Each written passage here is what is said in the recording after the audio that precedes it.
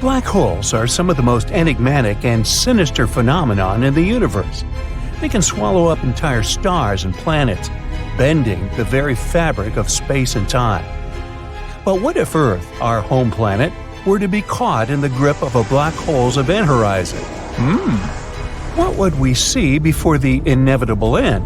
Well, let's have a look-see, okie dokie. So a black hole is like the bully on the playground. You avoid them at all costs. It's a region of space where gravity is so strong that nothing, not even light, can escape it. It's like Houdini in reverse. As with snowflakes, every black hole is unique. Each one has its own mass, spin, and charge. And they also come in different sizes, sort of like jeans. Petite, slim, regular, and husky, or something. Anyway, there are 4 sizes. The smallest black holes are the stellar mass kind.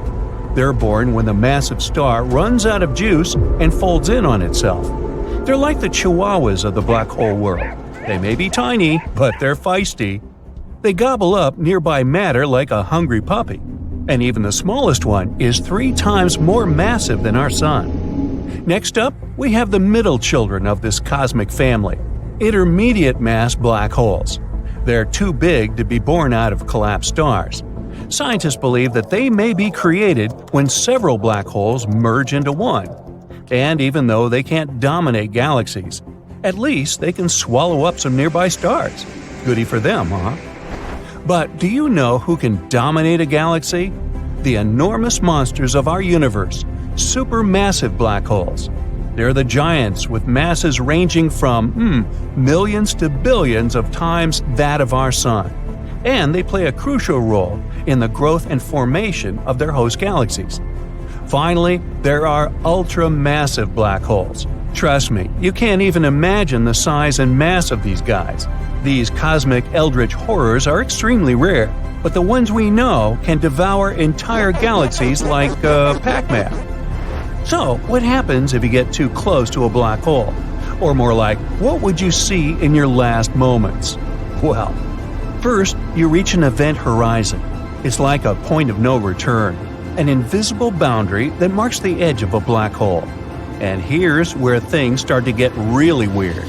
For example, time starts to slow down. Not for you, for an outsider watching you from a safe distance. If you were falling into a black hole, you wouldn't feel any different. But if you were watching someone else fall into it, you'd see them slow down and eventually freeze in time, like in a paused video. As you get even closer, you would start to see some pretty mind-bending things. The gravity would cause the light around you to bend and distort, creating a sort of funhouse mirror effect. You might even see a halo of light around the black hole, known as the photon ring, or jets of high-energy particles spewing out from the black hole's poles. You can actually get pretty close to a black hole without feeling any major effects. It's only when you cross the event horizon that there's no going back. Your goose is cooked. After crossing this boundary, you'd be unable to see anything. For the person watching you from the outside, it would be as if you had suddenly disappeared. Meanwhile, you might start feeling a bit stretched out, like a piece of spaghetti. This is because the gravity is so stark that it's pulling you in different directions at once. There's even a scientific term for it, called spaghettification. We'll cover linguinification in another video. Now that you're inside a black hole, you're taking aim at the singularity. It's a point of infinite density in its center, where all matter is crushed down to a single point. It's like trying to fit an elephant into a tiny matchbox. Everything gets squished together until it's as small as it can possibly be. Which means it's time to wave goodbye, I guess. And if all that sounds scary, here's another fun fact. Black holes are not rare at all. Actually, there's one in the center of each galaxy, including our own Milky Way. So, does it mean that we'll eventually be sucked into it? And if so, how exactly would it happen? Well, let's see. Imagine a black hole approaching our solar system. At first, it appears as nothing more than a tiny speck in the distance. But as it gets closer and closer, its gravitational pull begins to wreak havoc around. Planets start to veer off course. asteroids are flung into oblivion, and comets are shattered into a million pieces.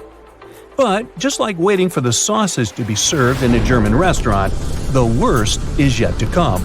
Yeah, like that joke. Soon, it inevitably reaches the Earth. First, our planet's atmosphere would be pulled toward the black hole, triggering a massive windstorm. And there would be huge waves on the oceans, the water itself being distorted by gravitational forces. Imagine seeing seas and oceans getting stretched out. Earth's magnetic field is generated by the motion of molten iron in the planet's core. But now, the extreme tidal forces of the black hole would disrupt this motion, causing the magnetic field to weaken and distort. All this would cause massive earthquakes and volcanic eruptions as the planet's crust and mantle were pulled apart. All infrastructure and technology would be completely destroyed.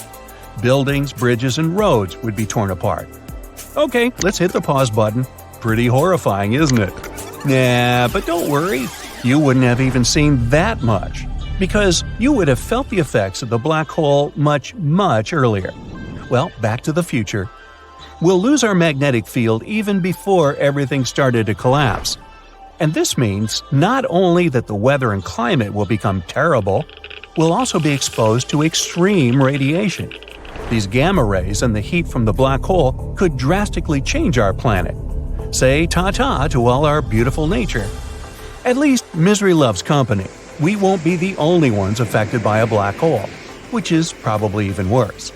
As this beast engulfed the entire solar system, it would consume about everything.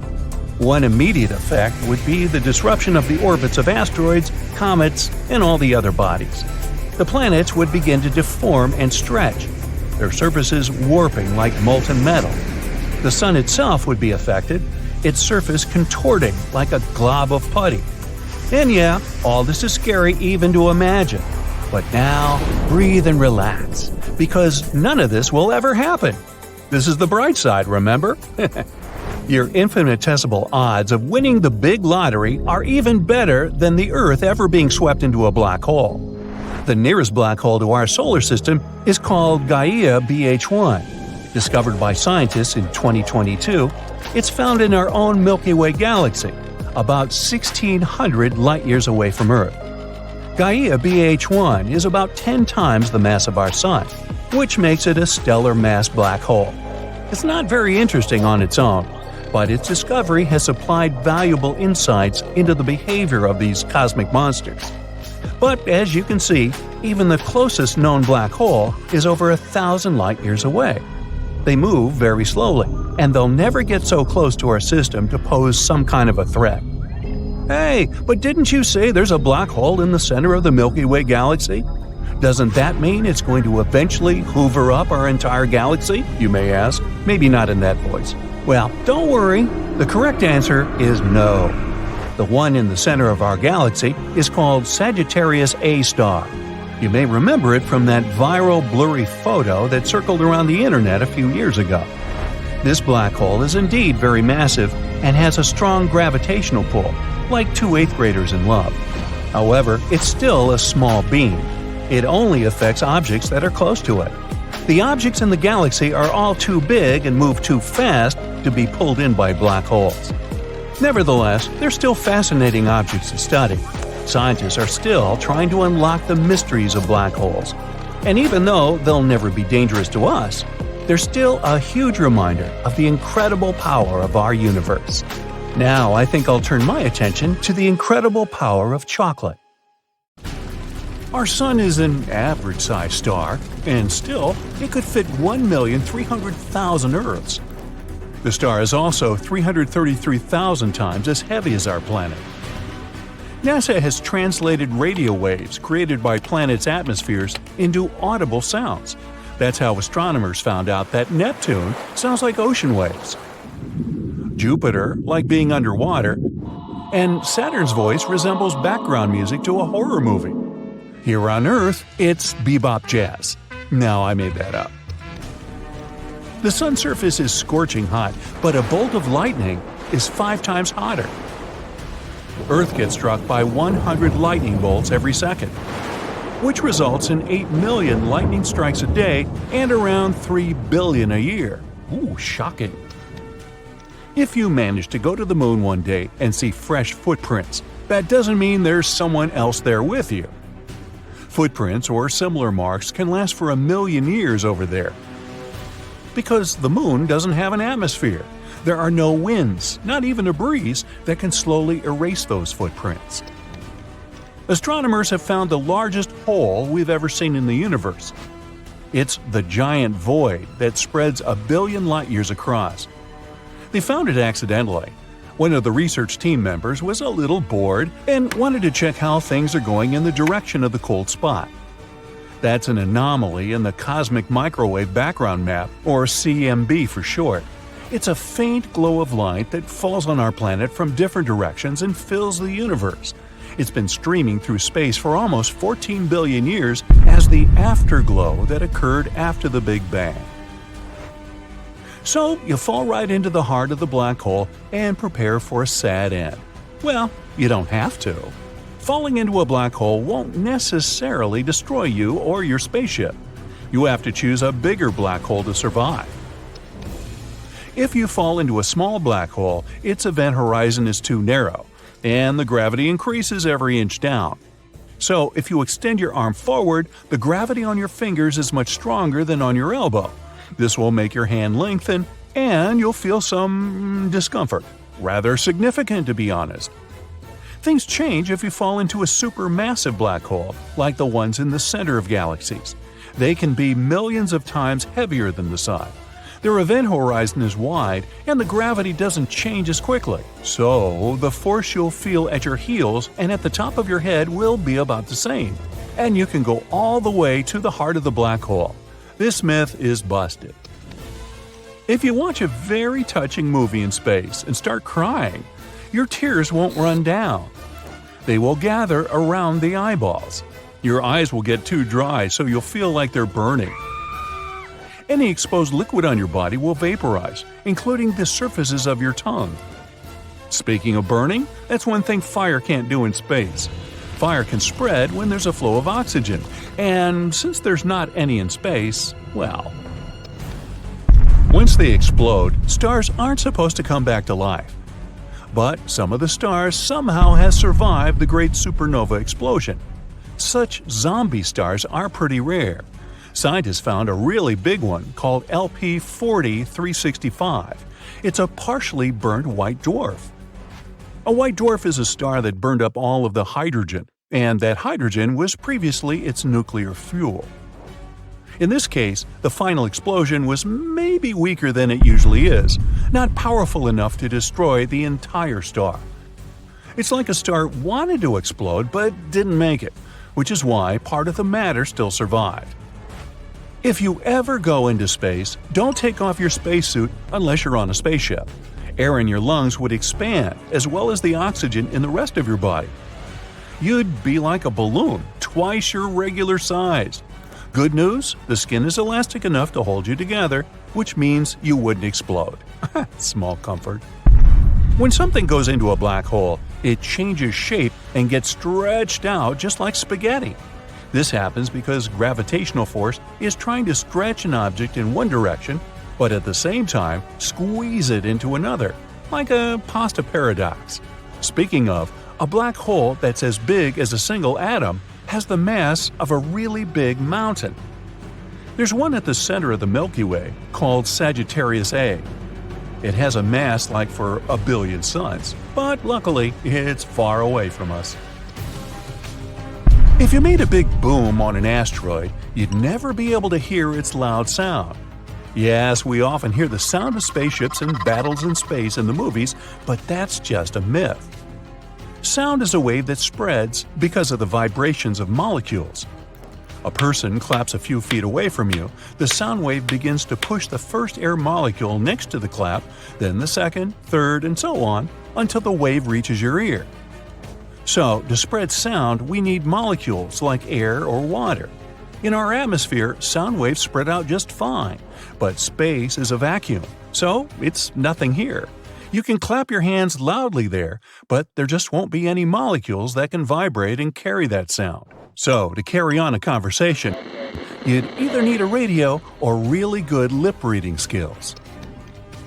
Meteoroids orbit the Sun, while the majority of human-made debris orbits our planet.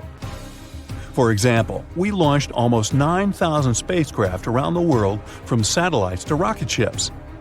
Even the tiniest pieces can damage a spacecraft at such high speeds. Galaxies, planets, comets, asteroids, stars, space bodies are things we can actually see in space. But they make up less than 5% of the total universe. Dark matter, one of the biggest mysteries in space, is the name we use for all the mass in the universe that's still invisible to us. And there's a lot of it. It may even make 25% of the universe. Dark energy makes the other 70% of the universe. That adds up to 100, right? Now, let's look at the moon. It always looks at us with one side. This means the moon has a dark side and the sun's rays never get there. Well, that's a myth. The whole point is that the moon is gravitationally locked to the Earth. There are days and nights there, too. It's just that this rotation is perfectly aligned with the rotation of the Earth. So, whenever you look at the moon, you only see one side.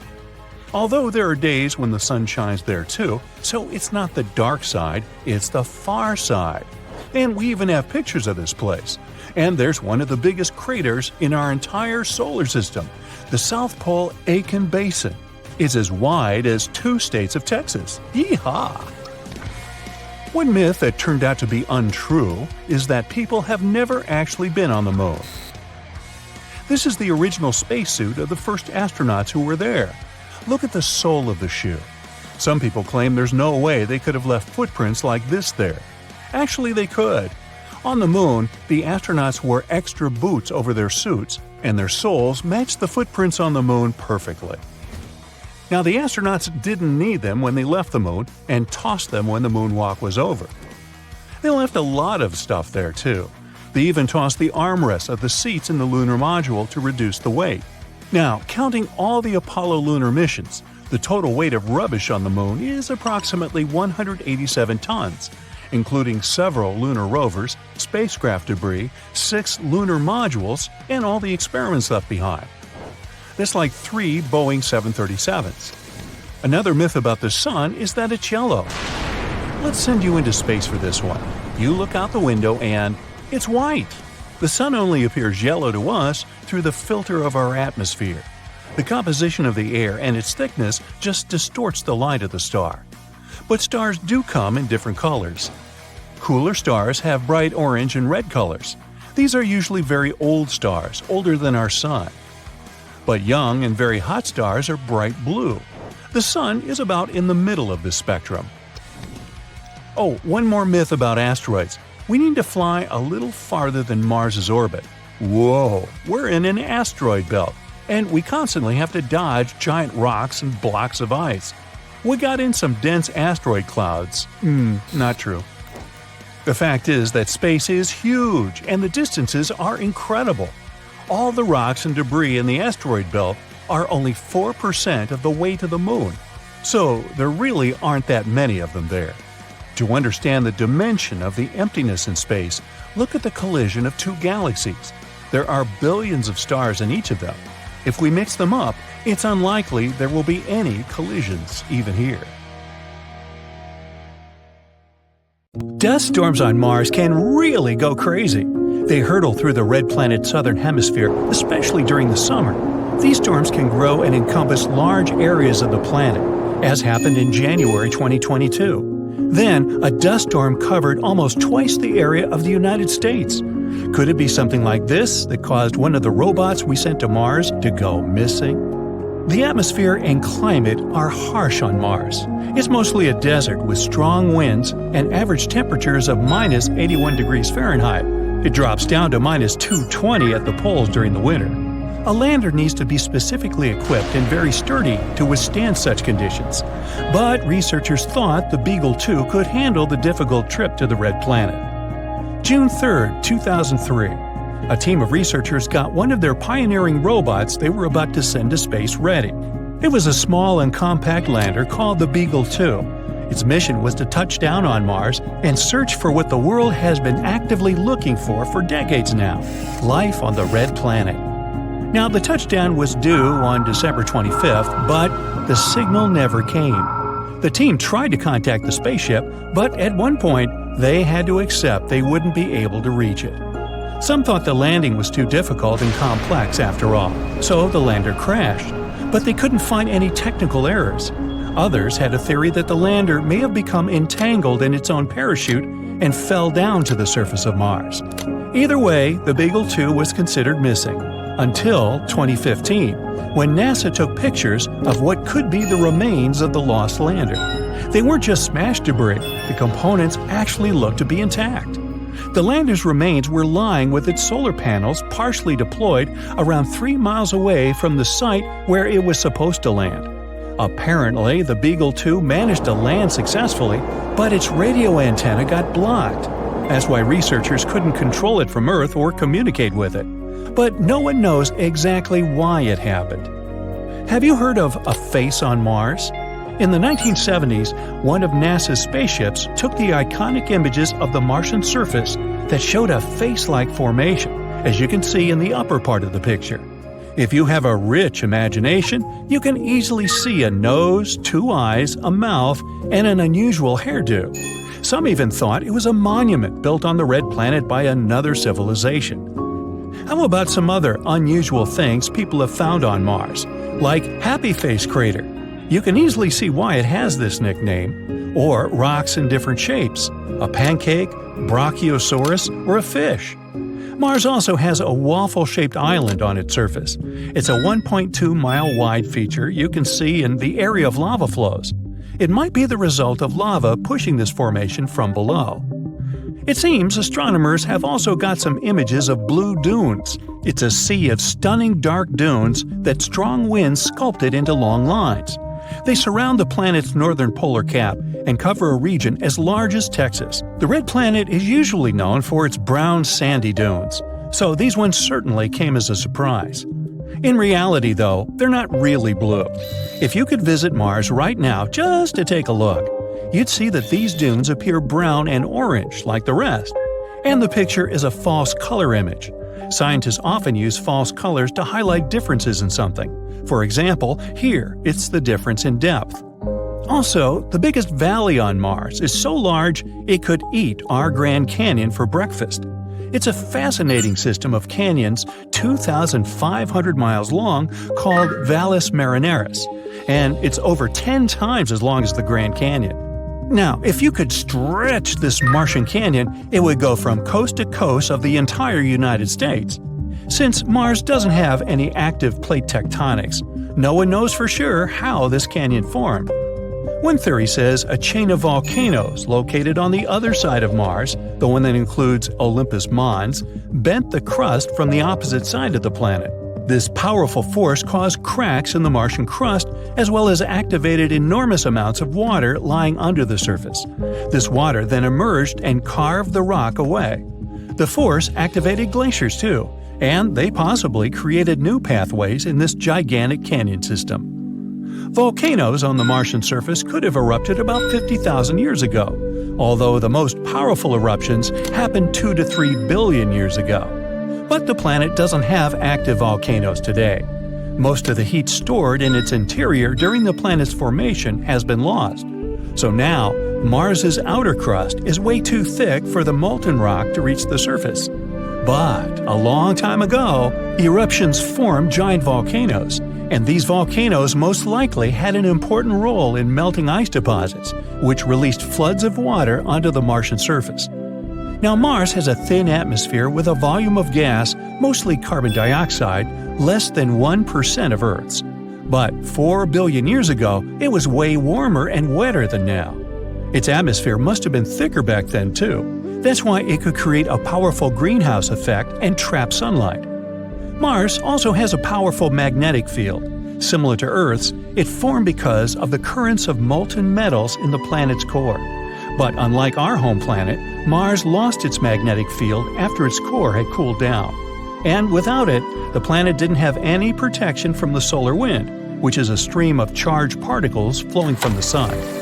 The solar wind pulled away most of Mars's atmosphere in just a couple of 100 million years, give or take. This is what makes those powerful Martian dust storms even more intense. Mars has a fascinating history. Judging by the planet's glaciers, Mars has probably gone through multiple ice ages, just like Earth. A team of researchers got images of about 60,000 Martian rocks. Rocks were different in size and distributed randomly, which means they probably formed during different ice ages. Glaciers hide their own stories too. Who knows what kinds of gases, rocks, or even microbes could be trapped inside? Now, if you could get into a time machine and stop at 4 billion years ago, on Mars of course, the chances are you'd see spectacular scenes of flooding. Maybe there would even be some form of life on the planet's surface. A strong meteorite impact that formed the red planet's Gale crater could be something that triggered that mega flood. After that collision, the temperatures on the planet got insanely hot. This caused the melting of all that ice that was stored on the Martian surface at that time. The flooding was so massive, it changed the geological structure of the planet's surface. It carved out big ripples, as well as waves in the sedimentary rock. Now, speaking of water, vapor has been noticed escaping the atmosphere of Mars.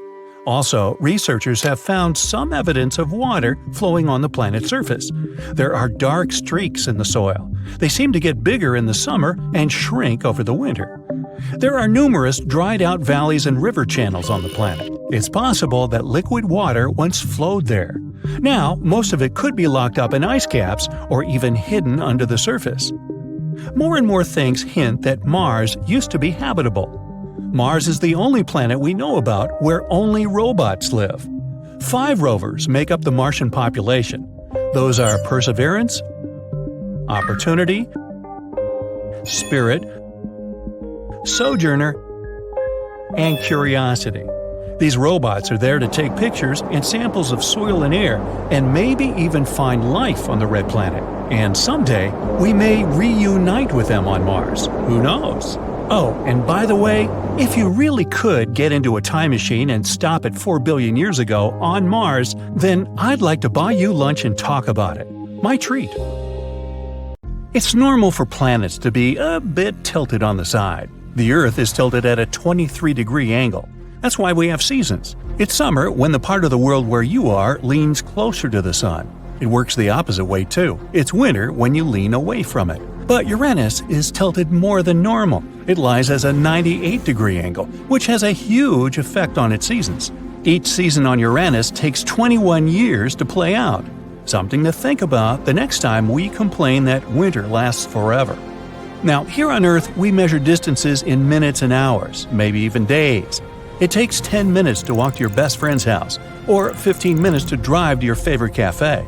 But in space, it's different. It's vast, which means we measure how long it takes to get to a certain point in years, or in most cases, light years. So, if you want to walk to the moon one day, that would take you 9 years to span the 239,000 miles. Perhaps you'd like to take a ride to the nearby star, Proxima Centauri. Maybe if you kept the pedal to the metal at a constant speed of 70 miles per hour, you'd get there in about 356 billion hours, or around 40.5 million years. Trust me, after the first 20 million years, you'd be second-guessing yourself as to why go there in the first place. Now, Mars contains the biggest valley, Valles Marineris, we've discovered so far. It's a pretty impressive system of canyons, 2,500 miles long. That's 5 times longer than the Grand Canyon. Researchers first spotted it back in the 1970s. A bank of volcanoes located on the other side of the canyon ridge probably helped form this valley. We haven't discovered a planet completely made of diamonds yet, but on some planets, it actually rains diamonds. On Jupiter and Saturn, gas giants of our solar system, lightning storms turn abundant methane into soot, which we also know as carbon. The soot falls and transforms into graphite.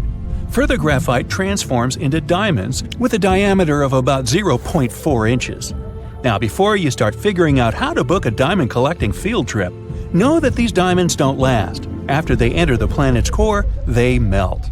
Ever notice how when you're stargazing 2 nights in a row in the same time, let's say 9 p.m., the stars stay in the same place, but the moon doesn't? Well, there are 2 reasons for that. First, it depends on what time you go stargazing. For instance, if you go outside at 8 p.m. and tomorrow you look for it at 11 p.m., you'll see the moon in two pretty different places. In this case, even the stars take different places in the sky since our planet is spinning. As you know, it takes 24 hours for it to make one full circle. That means, from our point of view, it seems like both the sky and everything up there is just moving around us one time per 24 hours. In the same way, the sun changes its position, rising and setting every day.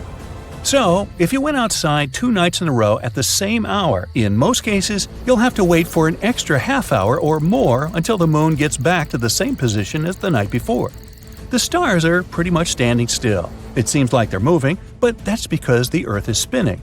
But the moon is actually moving around our planet and goes through different phases. For example, a new moon is when it's completely dark in the sky. A full moon is when its day side is facing the Earth.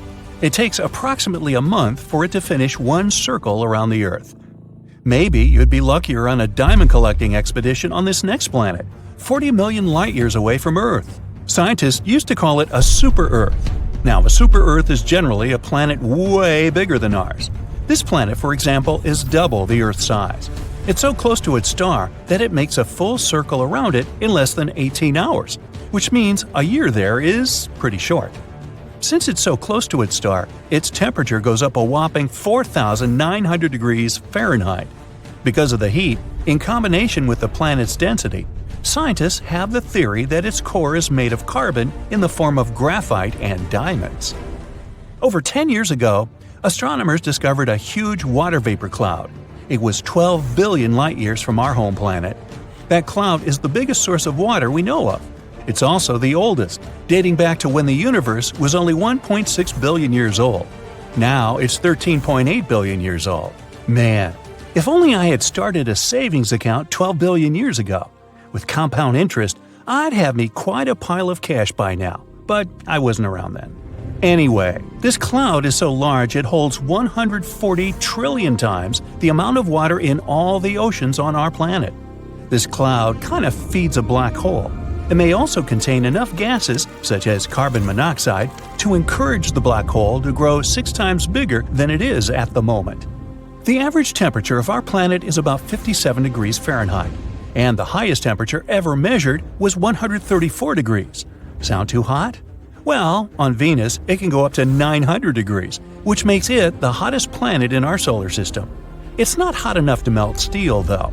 It would need to be higher by 2,500 degrees to get there. But it's hot enough to melt lead, and it's way too hot to sustain life, at least not in any form that we know. Venus is not even the closest to the Sun, it's Mercury, but it has a super thick atmosphere that traps greenhouse gases. It's like you covering yourself with a pretty thick blanket in the middle of the summer. Now, we're used to seeing volcanoes spewing hot molten lava. After all, that's what they mostly do on Earth. But in space, volcanoes tend to spew methane, water, or ammonia. And these materials freeze as they erupt and eventually transform into frozen vapor and something called volcanic snow. I'm talking about cryovolcanoes here. You can find them on Jupiter's moons Io and Europa, Saturn's moon Titan, and Pluto. These volcanoes are especially active on Io, which has hundreds of vents. NASA vehicles have even captured some of these erupting in real time. Plumes of frozen vapor coming out of them extended for about 250 miles. Hey, by the way, they just discovered another moon around Jupiter that might actually be good for farming someday. It's named EIEIO. Now, what exactly happens to the light after it disappears inside of a black hole? Well, photon is a particle of light. The event horizon is the boundary of a black hole. When something, say a photon, crosses the line and enters those boundaries, it can't escape anymore. But it doesn't mean a black hole destroyed it. It pulls the photon in rapidly towards its center, where an enormous mass is packed into an infinitely small space. But we're not sure what happens to photons in such extreme conditions. It's still one of the biggest mysteries. Does a black hole destroy the light or not? Saturn has 82 moons we know about. 53 confirmed and 29 more that are still on the waiting list to be confirmed as actual moons before they get their official names. And one of the coolest moons might be a 914-mile-wide hunk of rock called Iapetus. It's dark on one side and bright on the other. Its lighter half is 20 times more reflective than the other one. As it turned out, the bright side is ice. The dark side is a bit more complicated. One theory says it's dark because of particles coming from another moon, the one named Phoebe. Another theory says it could be because of heat. Since the moon is rotating really slowly, its dark material is absorbing heat, which makes it even darker. Now, how big do you think a black hole can become? In theory, we can't find an upper limit to its mass, but astronomers believe the ultramassive black holes, or UMBHs, located in the cores of certain galaxies are mostly up to 10 billion solar masses big. Recently, they even discovered these UMBHs physically can't grow much more than this, because, in that case, they would start to disrupt the accretion disks that feed them. That way, they would kind of stuff the source of new material. Most people picture the universe as somewhere between aquamarine and pale turquoise. Even some researchers thought that was the case. They managed to determine the cosmic color by combining light from more than 200,000 galaxies within 2 billion light-years of our planet. But the real color is actually closer to beige. Researchers got it all wrong because there was a bug in the software. No, really? It converted the cosmic spectrum into the color our eyes would see if we were exposed to it. The team defined this color as a cosmic latte. Ooh, make that a double-shot low-fat large to go, please. When you look at photos taken from spaceships or the International Space Station that show sunlit objects like Earth or the Moon, something seems wrong. Space looks too empty. No magical scenery of a nighttime sky full of stars. It would be incredibly boring to go stargazing in space, since the sky is always dark. During the daytime, the sky on our home planet is blue because of the diffusion of light. It happens when sunlight goes through the atmosphere. But if you were on the Moon or somewhere else in space, there would be no atmosphere to spread this light around. That's why the sky there would always appear black. But it doesn't mean less bright out there. If you were looking out the window of the space station, you'd see just as much direct sunlight as you would gazing out of your apartment window during a cloudless day, maybe even more. When taking a picture on a sunny day, you'll probably use a short exposure, together with the narrow aperture setting on your camera. This way, just a short burst of light will get in. That's similar to how our pupils contract in sunlight so that they don't have to deal with too much light. And since it's just as bright up there in space, the process is the same when you take pictures of sunlit objects there. Using short exposure, you can get good, bright pictures of Earth or the surface of the Moon. But it also means there will be no stars in the picture. Even up there, stars are relatively dim. They don't emit enough light to show up in photos taken with such settings. Our home planet has a blue sky that slowly transforms into a beautiful orange-red palette at dusk and dawn. But if you ever get a chance to watch a sunset on Mars, you should expect the opposite, an orange-brown daytime sky that gets a bluish tint at sunset. First of all, Mars is farther away from the Sun than our planet. So, when you're looking at the Sun from the Martian surface, of course, it looks fainter and smaller. And not just that, the Sun observed from Mars is just a bluish-white dot surrounded by a blue halo. The thin atmosphere of the red planet contains large dust particles. They create an effect called Mie scattering. It occurs when the diameter of particles in the atmosphere is almost the same as the wavelength of the scattered light. This effect filters out the red light from the Sun's rays, so only the blue light would reach your eyes on Mars. How come Earth doesn't have rings? All gas giants in our solar system, Jupiter, Saturn, Uranus, and Neptune, have such rings, whereas the rocky planets Mercury, Venus, Earth, and Mars don't. There are two theories about how rings can appear around a planet. They might be just some material left from the times when the planet was forming, or they may be the remains of a moon that got destroyed by a collision with some space body, or torn apart by the strong gravitational pull of its parent planet. The gas giants formed in the outer regions of our solar system, while all the rocky planets are in the inner part. So maybe the inner planets were more protected from potential collisions that could have formed their rings. There are also more moons in the outer regions of our solar system, which could be another reason why the planets there have rings. Also, bigger planets have stronger gravity. It means that they can keep their rings stable after they form. Some experts believe Earth used to have a ring system a long time ago. A Mars-sized object might have collided with our home planet, which probably created a dense ring of debris around it.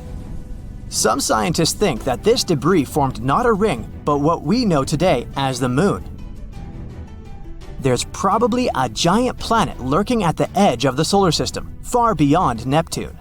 Scientists call this mysterious hypothetical world Planet 9. If it does exist, it's probably similar to Uranus or Neptune and 10 times more massive than our home planet. It's likely to circle around the Sun, but in the outer reaches of the solar system, about 20 times farther than Neptune. Another interesting theory says that Planet 9 could actually be a black hole the size of a grapefruit that warps space in a similar way a large planet would. Even though we once thought it was a rare substance in space, water exists all over our solar system. For example, you can often find it in asteroids and comets. It's also in craters on the Moon and Mercury. We still don't know if there's enough water to support potential human colonies if we decide to move there, but some amount of water is definitely present there. Mars has water at its poles too. It's mostly hidden in the layers of ice and probably under the planet's dusty surface. Europa, Jupiter's moon, has some water too. This is the most likely candidate we know about to host life outside Earth. There's probably a whole ocean of liquid water under its frozen surface. It might actually contain twice as much water as all of Earth's oceans combined. Neptune is unexpectedly warm, even though it's 30 times as far from the Sun as our planet and receives less sunlight and heat. But it still radiates way more heat than it gets. It also has way more activity in its atmosphere than you'd suspect, especially if you compare it to its neighbor, Uranus. Both of these planets emit the same amount of heat, even though Uranus is much closer to the Sun. No one knows why. Neptune has extremely strong winds that can reach a speed of up to 1,500 miles per hour. Can they produce this heat? Or maybe it's because of the planet's core, or its gravitational force? There's a monster black hole hurtling through space at a speed of 5 million miles per hour. Scientists located it with the Hubble Space Telescope. They believe it weighs as much as 1 billion suns. It was supposed to stay put in the center of its home galaxy, but some gravitational forces are pushing it around. At one point, this black hole is going to break free from its galaxy and continue roaming the universe. Luckily, it's still 8 billion years away from us. Solar storms are so powerful that they could leave us in complete darkness. Back in July 2012, the strongest solar storm in over 150 years narrowly missed Earth. Coronal mass ejections, or CMEs, are large bubbles of ionized gas. They tore through our orbit back then.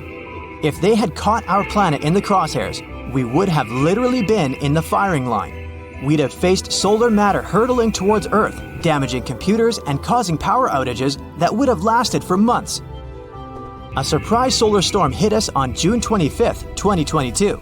One photographer even managed to capture stunning bright auroras that flashed across the dawn sky in Calgary, Canada, and lasted for 5 minutes. They were caused by the storm. Vampire stars are a real thing. They're part of a binary star, and they can literally drain the life out of the other star in the system. They do it to keep burning for a longer time. It works like this. A smaller star with a lower mass steals its sibling's hydrogen fuel to increase its own mass. This vampire star then becomes hotter. Plus, its color changes to striking blue. This way, it looks much younger. How sneaky. The color of the universe is dubbed cosmic latte. The light coming from our galaxies and stars within them, as well as clouds of gas and dust in the observable universe, have a specific color. It's an ivory tint, pretty close to white. The universe is beige because there are a bit more areas that produce green, yellow, and red light than those that emit blue.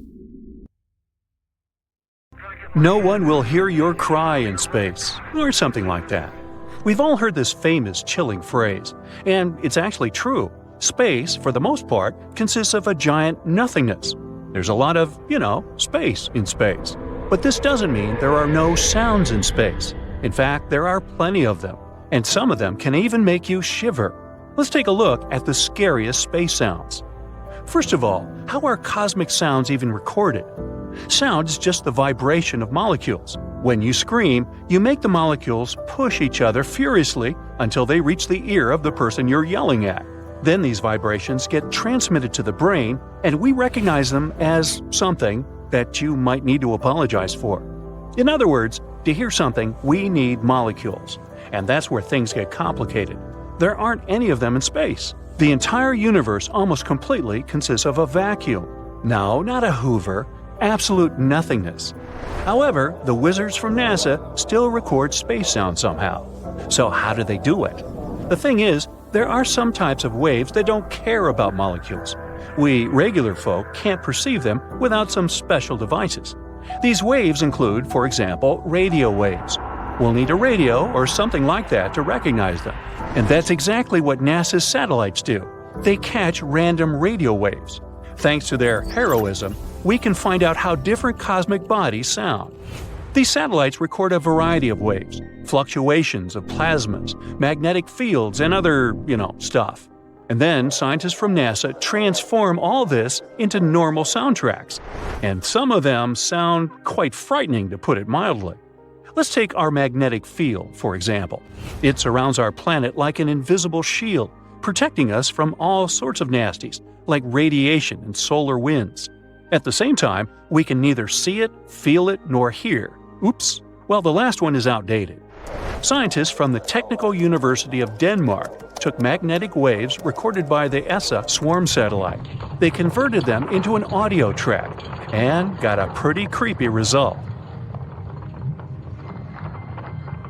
Now, to be honest, it sounds more like an eerie entity stalking you in the middle of the night. And if you remember the maps of Earth's magnetic field, it starts to feel like a spider crawling nearby. Ew. And this isn't the first strange sound that we caught on Earth. Recently, we caught another weird radio emission from space. Scientists found out that the repeating signal came from somewhere very far away, like billions of light years away from us. Such fast radio bursts usually lasted no longer than a few milliseconds, but this one was unique. It lasted about 3 seconds, basically thousands of times longer than usual. And at the same time, the signal was very precise, so much so that scientists even compared it to a heartbeat. Scientists believe that this signal is caused by pulsars, or neutron stars. One time, Nikola Tesla caught something similar, but unfortunately, at that time, we didn't know about such things as pulsars, so Tesla was sure that he had caught a message from some extraterrestrial life. It's a pity that the truth turned out to be much more boring. But let's move on from the Earth to the Moon. In 1969, the astronauts of the Apollo 10 mission, the spacecraft that made the final test flight to the Moon, flew past its surface. And then they caught some strange signals coming from the dark side of the Moon, the side that we never see because the Moon is tidally locked to us. The sound was so weird that the astronauts weren't even sure whether to report it to NASA. They were afraid they wouldn't be taken seriously, and maybe even not allowed to participate in the next space missions. Here's what it sounded like. But according to NASA, it's not some creepy extraterrestrial music at all. These may just be some radio waves that affected each other because of their proximity, although the astronauts who heard it for the first time probably felt a little creeped out. Let's move to the other planets. Now, 40 years ago, scientists actively explored the surface of Venus. They sent as many as 10 probes there, which were supposed to capture audio and video shooting from the surface. Now we know what Venus, which could easily destroy us at any attempt to even get close to it, sounds like.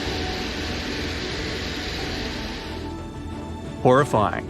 And you wouldn't expect anything else from the most dangerous planet in the solar system. Unfortunately, Venus is even more toxic than the average Twitter user. So these probes didn't last too long. They heroically arrived on a planet and soon broke down. Next one is Jupiter. This space giant, which is 11 times larger than the Earth, never fails to scare us. One of NASA's probes, Juno, flies around Jupiter every few weeks. The probe is moving at a tremendous speed, 130,000 miles per hour. One day, Juno caught one of the strongest invisible signals it had ever encountered. This was the point at which the mad solar wind came into conflict with the magnetic field of Jupiter. It kind of sounded like a cosmic boom. The original sound lasted 2 hours, but it was compressed to a few seconds. It actually sounds more like a collision of a sea wave and a rock. But here, in terms of horror, Jupiter surprisingly loses to one of its small moons, Ganymede. In 2021, the Galileo space probe flew past Ganymede, and during its flight, it received a rather strange recording. These sounds are satellite radiation, and it's unclear whether it sounds like a cozy sunny day in the jungle or like thousands of bats waiting for you in the night. Next one is Saturn. This signal was caught by the Cassini-Huygens Automatic Interplanetary Station, which was launched into space in 1997. When flying past Saturn, Cassini recorded a pretty scary sound. This terrifying cry of thousands of souls is actually just some radio waves. They aren't too different from what the auroras emit on Earth. A little later, Cassini received another recording, the sounds made by lightning and thunderstorms on Saturn. They sound pretty interesting too.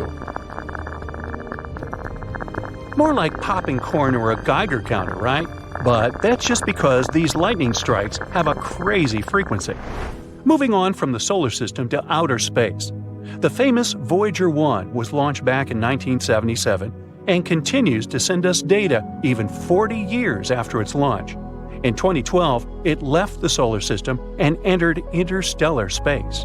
And then, while abandoning its home, Voyager 1 detected the sound of plasma waves. The original recording lasted 7 months, but fortunately, scientists felt sorry for us and reduced it to 12 seconds. It isn't really eerie, but is still kind of unsettling. And although it feels like nothing can beat Saturn's horrors, let's end this tournament with one of the scariest objects in the universe, a black hole. This sound was recorded by the Chandra Space Telescope. While studying a cluster of galaxies in the constellation Perseus, they discovered something strange. Some undulating movements appear from the center of the cluster. They spread out in all directions, like circles on the water. Scientists have suggested that this was caused by a supermassive black hole. The thing is, black holes don't always devour space objects entirely. Sometimes they kind of spit them out. This causes vibrations of gases, which we can convert into soundtracks. What's interesting is that the oscillation of each such wave actually lasts about 10 million years. You're just listening to a very accelerated recording. Scientists have reduced the delay between oscillations by about 144 quadrillion times. So let's check it out. This is probably the eeriest sound from the whole list. Nothing too loud or wild, but there's something dark and disturbing about it. Now, those were the scariest space sounds captured by NASA. To be fair, most of them sounded creepy simply because they're radio waves, but it's still fun to get spooked sometimes. So, once they explode, stars aren't supposed to come back to life. But some of the stars somehow have survived the Great Supernova Explosion. Such zombie stars are pretty rare. Scientists found a really big one called LP 4365. It's a partially burnt white dwarf. Now, a white dwarf is a star that has burned up all of the hydrogen, and that hydrogen was previously its nuclear fuel.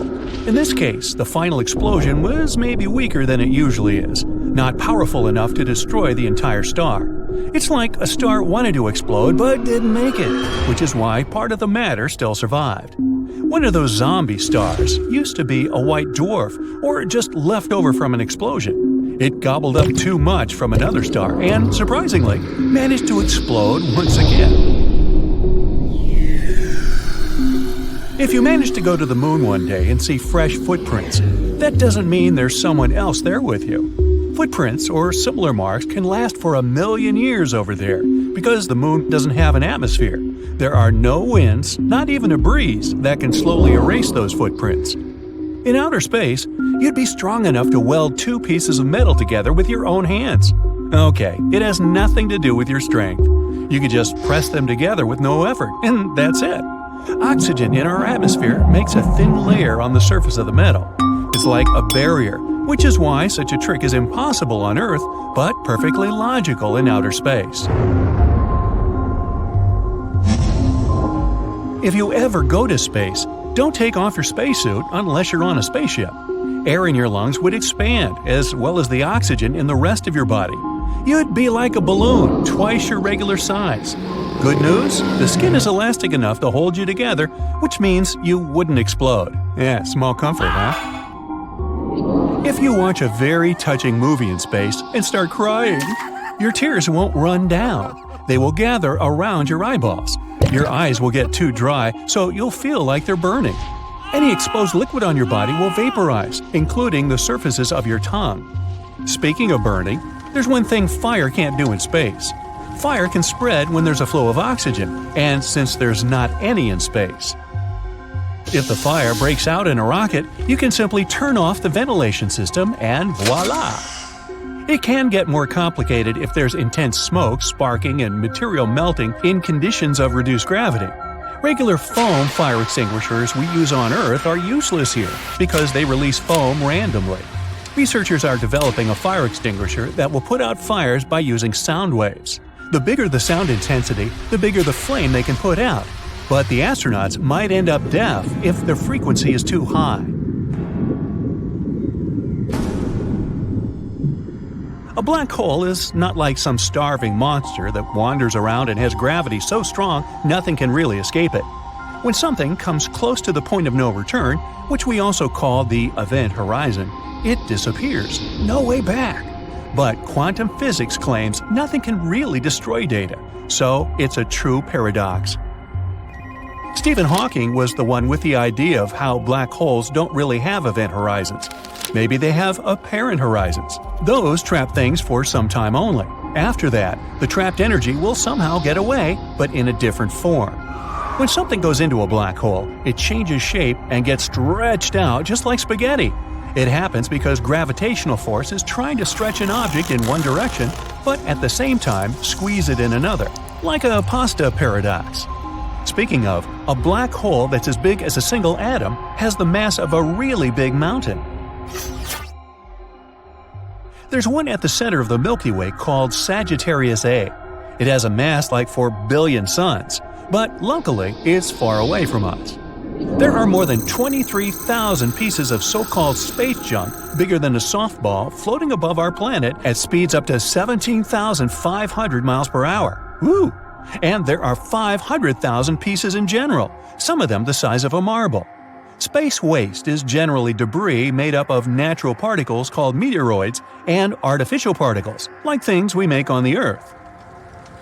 Meteoroids orbit the Sun, while the majority of human-made debris orbits our planet.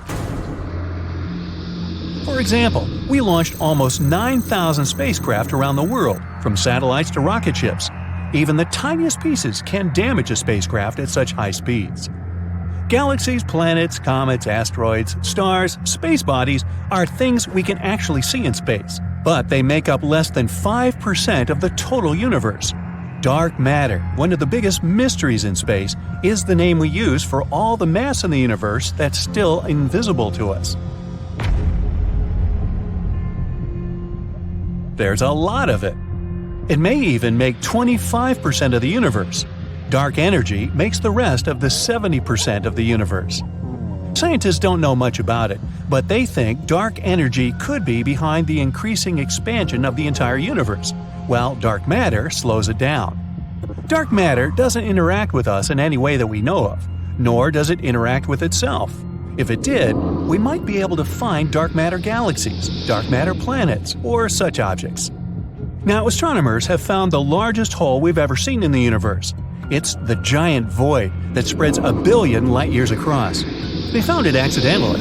One of the research team members was a little bit bored and wanted to check out how things were going in the direction of the cold spot. That's an anomaly in the cosmic microwave background map, or in short, CMB. It's a faint glow of light that falls on our planet from different directions and fills the universe. It's been streaming through space for almost 14 billion years as the afterglow that occurred after the Big Bang. But instead of CMB, they realized there's a giant area way colder than they'd expected. The team started tracking radio signals, but there were no radio sources in that whole volume. That means there are no galaxies or clusters, and since it's so cold, there's no dark matter either, or regular matter, so it really doesn't matter. The giant void is empty, and researchers think it could consist of dark energy. Light can still pass through it. It's not the only void in space, but it's the biggest one we've found. The area around a star is habitable when it's not too cold or too hot for liquid water to exist on the planet surrounding it. Let's say our planet was where Pluto is. It's too far from the Sun, which means our ocean and big parts of its atmosphere would freeze. But if the Earth was in Mercury's place, we'd be too close to the Sun, and the water on our planet would evaporate. Such habitable area is called the Goldilocks zone. So you can see where planets are located and assume if they have a chance for life on their surface. But Europa, one of Jupiter's moons, definitely breaks the rule. It's outside of the Goldilocks zone, but still kept warm. Not from the Sun directly, but Jupiter and its moons that actually pump energy into Europa. Europa changes its shape as it circles around Jupiter. It's similar to tides rising and falling on our planet. Water on the Earth changes its shape as a response to the tidal forces of our moon. When the same happens with a solid object, the object is stressed. That's how you pump energy into that object. It's like you're playing racquetball. You hit the ball around a couple of times before you start playing, like you're warming it up. You kind of distort the ball every time you smack it. The surface of Europa is frozen, but it has cracks in the ice. You can see ridges in the ice where there's a crack. Then those flying chunks shift and refreeze. You'd see a similar thing if you could fly over the Arctic Ocean in the wintertime. There are ice sheets constantly breaking and refreezing. So Europa can't completely freeze. Scientists think there could be an ocean of liquid water under the icy surface. Europa is not the only moon where this is happening. Another of Jupiter's moons, Io, is also warm because of such tidal forces. Io also has volcanoes erupting from within all the time. So it's not only that the Sun warms the space bodies and pumps them with energy.